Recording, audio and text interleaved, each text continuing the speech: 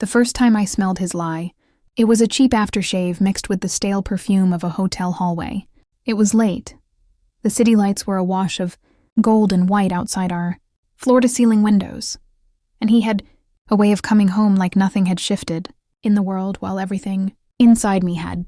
For 8 years, I believed in him the way people believe in gravity, an invisible certainty. He had a laugh that wrapped around other people and made them feel like the center of his world. He had steady hands that fixed things, and a jawline that made strangers assume he must be kind. I watched him charm waiters, mentors, my mother. Charm is practice. He was an expert. Charm was also a lie he practiced until it fit like a second skin. I should have known something was wrong the afternoon. I found a receipt in the laundry, a name I didn't recognize, a hotel downtown, a timestamp that fell right in the seam of his business trip.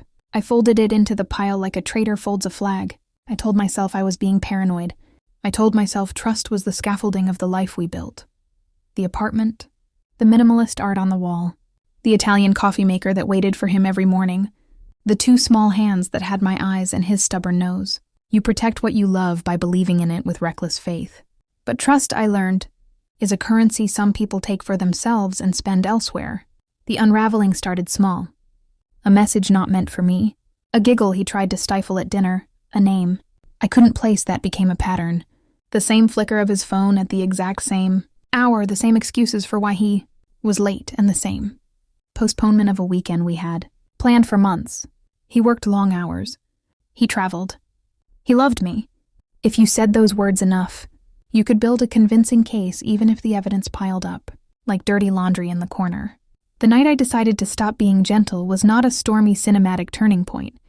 It was a Tuesday. He was asleep and the city hummed below. Our daughter was at a sleepover and our son, younger by 3 years, lay with his head on my shoulder watching cartoons. The house was quiet in the way houses are when they hold hidden things. I held my phone and read his messages the way a person sifts through a burned house, looking for anything salvageable. There were galleries of photos of women I would never meet. There was a message to a stranger that said, "No wife, no kids. I'm single." There were plans made in the second person, plans to meet, to keep her nights, to disappear. The first sound I heard when I confronted him was surprise. Surprise has a specific timbre, a childish panic that doesn't age. "It's not what you think," he said. I remember the exact cadence, sloppy, rehearsed. He tried to stall, to make it sound like a mistake, like an ambiguous college night he had mistakenly resurrected. I stood in the doorway in nothing but a robe, the streetlight behind me making a blunt silhouette of my body, and I watched the man I married try to re-sculpt his story on the spot. He apologized between excuses. He called it a phase, he called it a mistake, he called it suppressed needs. When labels fail, men resort to soft verbs. "I didn't mean to," he said.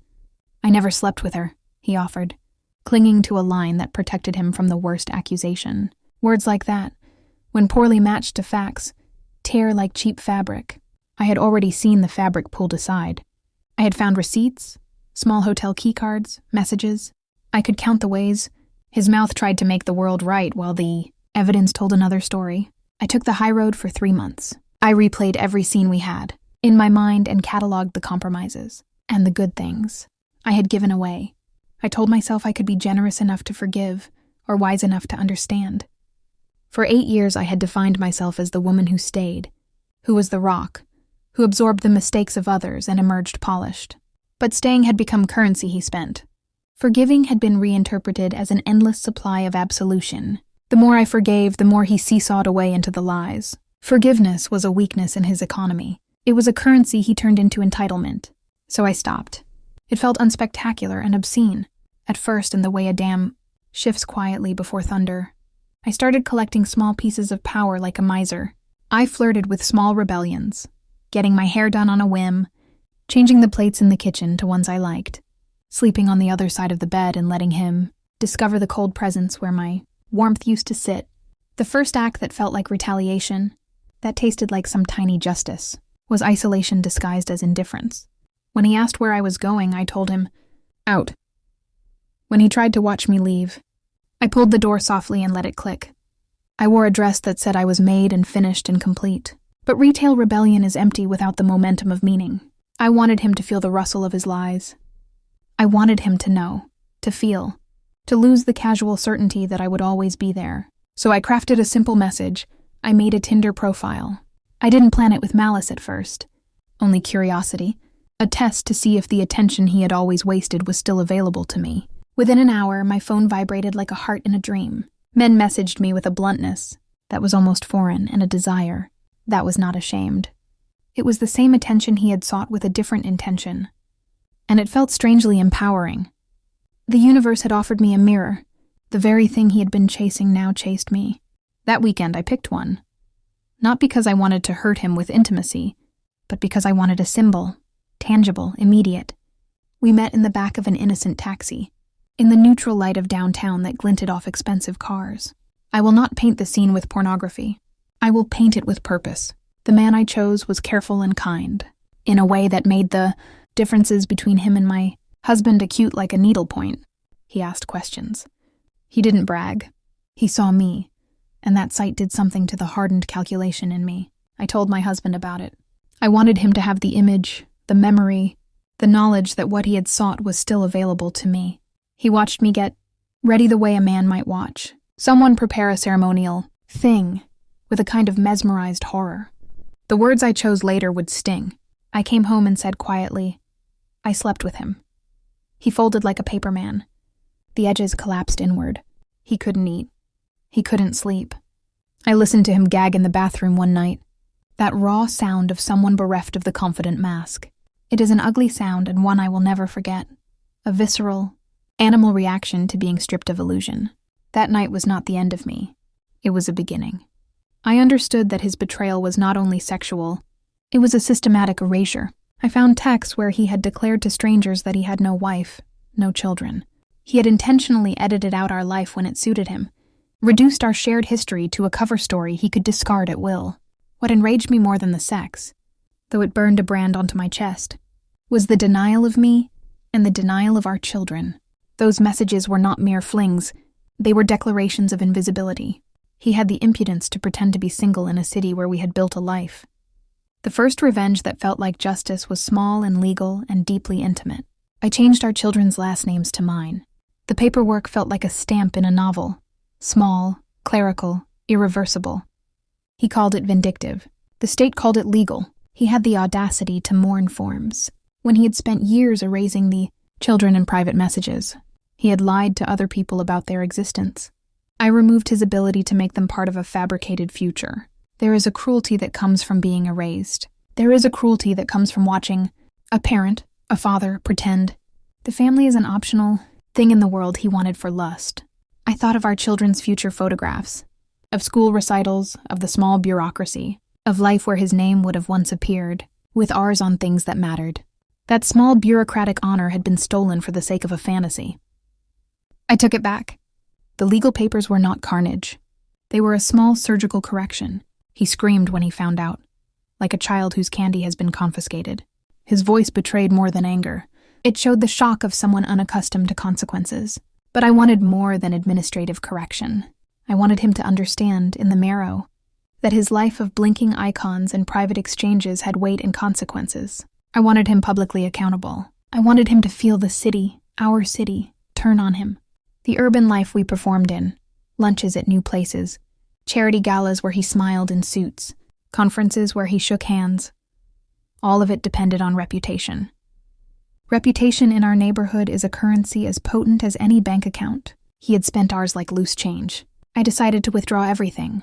I began quietly, like a woman setting a table for a dinner she did not intend to eat at.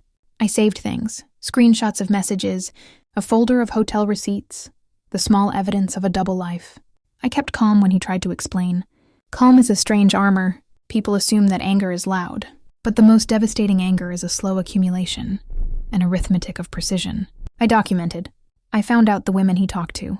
I traced patterns of location. I learned the names of the hotels he preferred.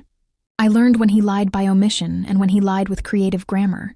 The plan to dismantle him was audacious, but not theatrical. A public unraveling, in a city where spectacle is sometimes the only language that reaches certain hearts. He worked at a company that cared about image, conferences, clients, a CEO who was more concerned with quarterly numbers than with marital fidelity. but very concerned about public optics. Reputation in his world was the scaffolding for deals. A scandal could make partners hesitate, so I turned the private into a public ledger. I reached out to a journalist I knew through a friend of a friend. I gathered proof, the receipts, the screenshots, the pattern of visits to hotels aligned with his business trips. I framed it not as gossip, but as a story with consequences for his professional integrity. If he represented fidelity and stability in his public life while privately falsifying his commitments, what did that say about the ethics of the man who negotiated contracts? The journalist listened. He did not bat an eye at the salaciousness. He saw leverage, and leverage lives in open air. The day the article ran, the city felt different. Air seems to thicken on days when private things are thrust into public sight. Social feeds lit up. Colleagues who once laughed at my husband in boardrooms privately texted me condolences like practiced strangers. My phone rang with the kind of noise success makes into a protective barrier, people offering support, and others offering opportunistic distance. He sat at the kitchen table and read the story, and the room collapsed inward like a building with structural failure. The headline had my evidence, presented in language ruthless and clinical. There was no sensationalism intended, only facts with a narrative. The effect was worse than sensationalism. Facts have a way of being devastating without trying. His company called him into a meeting that same afternoon. They were terrified about leaks, about clients' skittishness. The man who once gave motivational speeches about integrity was subjected to the terrifying bureaucracy of PR spin. He apologized on live camera. He used words like mistake and private and personal. Failing. He flinched through scripted remorse and corporate sanctions. But the company cared about optics more than it cared about the truth. They needed him to be an object lesson or an example, and the market for moral spectacle opened its jaws wide. In the weeks that followed, the city watched him falter. He lost clients who were cautious about associating with scandal. He lost board members who were practical about reputational risk. He began to look like someone whose currency had been devalued. Less charming, less commanding in rooms where confidence used to cling to him like a shadow. It was not instantaneous annihilation. Cities are patient. Instead, it was a suffocation of opportunities, a slow erosion that feels like vindication. People asked me if I felt triumphant as each of his professional doors closed. Triumphant doesn't capture the vertigo of what had been done, of living in a life you thought was secure and finding the floor have been undermined. There is a thin elation to the idea of justice, mixed with a profound sadness. It is like looking at a beautiful building and recognizing it was built on rotten beams. I did feel something close to relief when he no longer walked into rooms and flattened the light. I felt something similar to peace when strangers who once applauded him at charity events now averted their eyes. But I also felt the hollow of having loved someone who had practiced such deception. I mourned the man I thought I knew while watching the man he had become devoured by the consequences he had invited. People called me cruel. Friends listened and coughed in the corners of their minds, doing the arithmetic of kindness versus loyalty. Some said I should have taken the high road. Others whispered that I should have tried therapy, or patience, or a quieter divorce. But high roads are only a path when the other person walks with you. He didn't walk with me when that was asked. He walked away from me into the night and declared he had never been tied down. I chose to make him bound to himself. The most intimate revenge had nothing to do with reputation. It had to do with the body and the future, the ways men sometimes discard responsibility for convenience. We had, when younger, agreed he would consider a vasectomy. At the time, it had been about practicality and love and mutual decisions. Later, after everything crumbled, he balked. "Why would I do that if we're over?" he asked, bewildered. His refusal was practical selfishness, a backdoor to future options he thought he could buy with charm. I played along. I floated the idea of staying so he could show up and prove himself. He did. He went in for the surgery. He thought he had made a sacrifice with the knowledge that it was one-sided. I sat in the lobby and watched him sign forms that were meant to be sterile and final. When he woke from sedation and complained, I felt a cold surge of meaning. He would not be able to father another family in the way he had imagined. He believed he could start anew and build a new life of secret trysts and unacknowledged promises. I made sure that option closed itself softly, cruelly, with clinic paperwork. I told myself it wasn't about punishment but about cessation, the ending of a pattern. Maybe that was true. Maybe I wanted to protect my children from a world where their father could cast aside responsibility, with the same ease he discarded marriages. Maybe, too, I wanted him to face the long consequences of his choices, to feel the absence of potential lies like a hole where plans used to be. Then there was the tattoo. He wanted to prove his commitment. He wanted to stitch a piece of me into his skin as proof of contrition. The absurdity of it made me laugh once, brittle and sharp. I suggested my name as a test. "Okay," I said. "If you're so serious." He believed it would be symbolic. He thought it a sweet, performative thing, a relic of a relationship he could wear, and then, perhaps, explain later as he mended the fences of his life. He sat in a tiny shop while the buzzing needle marked permanence into his flesh. He came home with a bandage over the place and tenderness in his eyes. Every time I saw the fresh scab healing, I felt something like a seal closing. He had to live with the permanent proof of the promise he had broken. He had to face the ridiculousness of wearing someone's name he had spent years verbally throwing away. The day I left, I dressed like a woman who had rehearsed the moment in private and allowed it to unfold like a gentle but inevitable tide. I packed his toothbrush into a drawer and left the rest out like a border. He sat with his tattoo visible, a ridiculous talisman. He begged. Apologies fell from him like leaves shaken off an exhausted tree.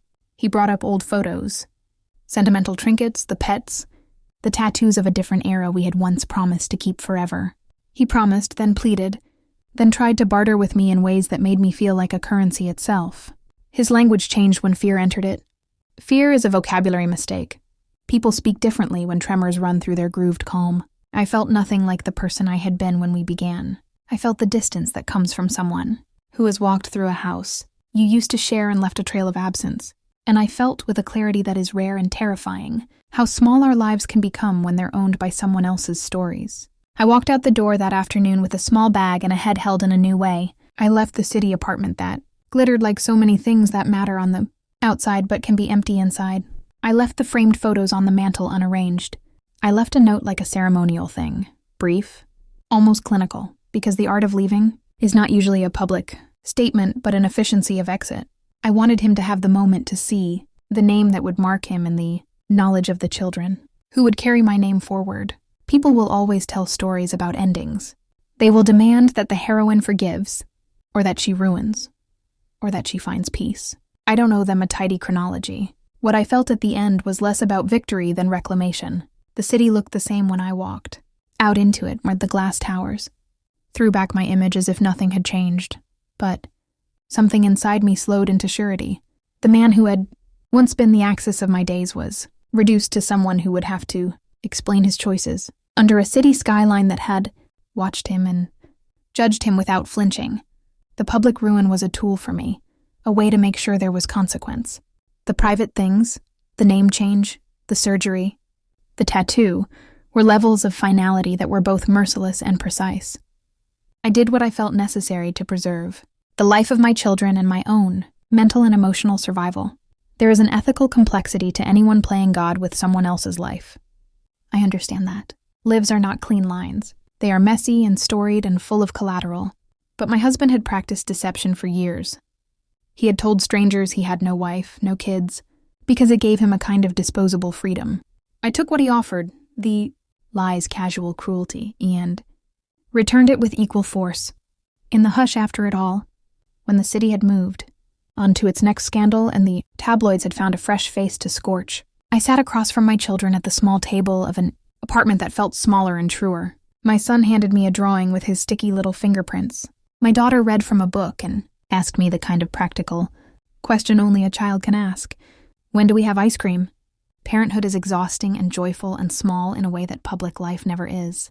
I thought of the legal papers I had signed in the sterile lobby and felt the steadying weight of them. Those signatures were not performances.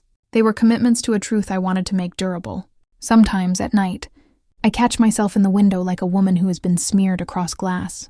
I think about the man who used to make me coffee, with the kind of ritualistic love that became a habit in our life, and I mourn the wasted tenderness.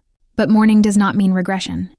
I found a strange, cold satisfaction in the knowledge that he would have to explain himself in ways he never anticipated. I found solace in the fact that my children would carry a name that connected them to me and that they could refuse a legacy of duplicity. I do not imagine vengeance is the highest moral plane. I am not proud of every choice. I would not recommend cruelty as a first resort to anyone. But when softness becomes a weapon against you, because your partner exploits it as proof of unlimited patience. Then softness needs a counterweight. When the man you love treats your children like props in a narrative intended for his pleasure, there are remedial acts that are just and proportional and, yes, cold. Justice is not pretty. Sometimes it is a series of papers and a headline and a tattoo that forces a man to see, finally, what he has broken. So when people ask if I regret the way it ended, I tell them the truth. I regret only the years I gave without reservation. I regret the parts of me that I lost to accommodate his falsehoods. I do not regret the legal papers, the article, the meticulous collection of fact, nor the public unmasking. Those were measures I took to salvage my children's future and my peace. I do not revel in the sight of him diminished.